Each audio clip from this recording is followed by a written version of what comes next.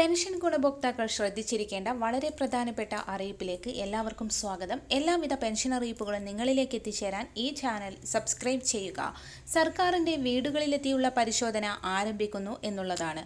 അർഹതയുള്ളവർക്ക് മാത്രം ആനുകൂല്യം നൽകിയാൽ മതി എന്നുള്ള തീരുമാനത്തിലേക്കാണ് സർക്കാർ പ്രവേശിക്കുന്നത്. ഈ സാഹചര്യത്തിൽ നിരവധി പേർ പെൻഷൻ പട്ടികയിൽ നിന്ന് പുറത്താവും.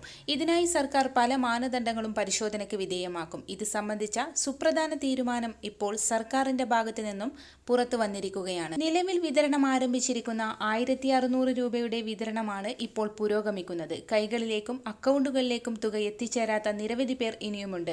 ഇവർക്കുള്ള വിതരണം വരും ദിവസങ്ങളിലായി പൂർത്തീകരിക്കും. നിലവിൽ ഇനി 5 മാസത്തെ പെൻഷൻ തുക കുടിശ്ശികയാണെങ്കിൽ പോലും 2024 ജൂൺ മാസം മുതൽ സംസ്ഥാനത്ത് അതാത് മാസം പെൻഷൻ തുക കൃത്യമായി വിതരണം ചെയ്തു വരുന്നുണ്ട്. ഇനി ശേഷിക്കുന്ന കുടിശ്ശികയിൽ 2 മാസത്തിലെ കുടിശ്ശിക ഓണത്തോടനുബന്ധിച്ച് വിതരണം ചെയ്യുമെന്നുള്ള സുപ്രധാന അറിയിപ്പുകളും പുറത്തുവരുന്നുണ്ട്.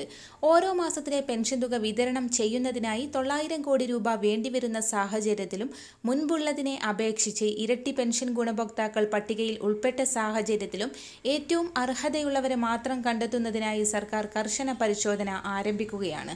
അനർഹരായ നിരവധി ആളുകൾ പെൻഷൻ തുകയിൽ ഉൾപ്പെട്ടിട്ടുണ്ട് എന്ന പരാതിയുടെ അടിസ്ഥാനത്തിലാണ് ഏറ്റവും പുതിയ വിതരണ ലിസ്റ്റ് തയ്യാറാക്കുന്നത്. അനർഹമായ ആളുകൾ തുക കൈപ്പറ്റുന്നത് സംബന്ധിച്ച് നിരവധി പരാതികളാണ് നിരവധി തദ്ദേശ സ്വയംഭരണ സ്ഥാപനങ്ങളിൽ കെട്ടിക്കിടക്കുന്നത്. ഇതിന്റെ പശ്ചാത്തലത്തിലാണ് പരാതി വന്നിട്ടുള്ള വീടുകളിൽ ആദ്യഘട്ടവും അതിനുശേഷം സർക്കാരിന്റെ അറിയിപ്പ് അനുസരിച്ച് വിവിധ ഘട്ടങ്ങളിലായി മറ്റുള്ള വീടുകളിലും പരിശോധനകൾ ആരംഭിക്കാനിരിക്കുന്നത്. ഇതിൽ പ്രധാനം ഭൗതിക സാഹചര്യങ്ങളുടെ പരിശോധനയാണ്. സാമൂഹിക സുരക്ഷാ പെൻഷൻ ഗുണഭോക്താവിന്റെ അല്ലെങ്കിൽ അപേക്ഷകന്റെ ഭൗതിക സാഹചര്യങ്ങൾ പരിശോധിക്കുമ്പോൾ 2000 ചതുരശ്ര അടിയിൽ വിസ്തീർണമുള്ള വീടുകളിൽ താമസിക്കുന്നവർ, AC ഉള്ളവർ, വാഹനമുള്ളവർ ഇത്തരം വീടുകളിലുള്ളവരെ പെൻഷൻ പട്ടികയിൽ നിന്ന് പുറത്താക്കും. ഇതോടൊപ്പം തന്നെ ഇനി മുതൽ ഓരോ 60 വയസ്സ് കഴിഞ്ഞവരും വാർദ്ധക്യകാല പെൻഷൻ അപേക്ഷിക്കുമ്പോൾ ഉദ്യോഗസ്ഥർ നേരിട്ട് പരിശോധനയ്ക്ക് വിധേയമാക്കിയ ശേഷം ഈ കാര്യങ്ങളെല്ലാം പരിശോധിച്ച ശേഷം മാത്രമേ പെൻഷൻ അപ്രൂവ് ചെയ്യുന്നതുൾപ്പെടെയുള്ള നടപടികൾ സ്വീകരിക്കുകയുള്ളൂ. 2024 മസ്റ്ററിംഗ് ആണ് ഇപ്പോൾ പുരോഗമിച്ചുകൊണ്ടിരിക്കുന്നത്. ഈ മാസം 24 വരെയാണ് സർക്കാർ അതിനുവേണ്ടി അനുവദിച്ച സമയം. ഇനിയും മസ്റ്ററിംഗ് ചെയ്യാത്തവർ ഈ സമയപരിധിക്കുള്ളിൽ മസ്റ്ററിംഗ് പൂർത്തിയാക്കുക. മറ്റൊരറിയിപ്പ്, KSRTCക്ക് വീണ്ടും സർക്കാർ സഹായം 30 കോടി രൂപ കൂടി അനുവദിച്ചതായി ധനമന്ത്രി KN ബാലഗോപാൽ അറിയിച്ചു.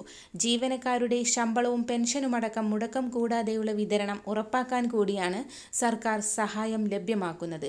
ഇപ്പോൾ പ്രതിമാസം 50 കോടി രൂപയെങ്കിലും കോർപ്പറേഷന് സർക്കാർ സഹായമായി നൽകുന്നുണ്ട്. ഈ സർക്കാർ ഇതുവരെ 5777 കോടി രൂപ കോർപ്പറേഷന് സഹായമായി കൈമാറി. വരും ദിവസങ്ങളിലെ വാർത്തകൾക്കായി ഈ ചാനൽ സബ്സ്ക്രൈബ് ചെയ്യുക.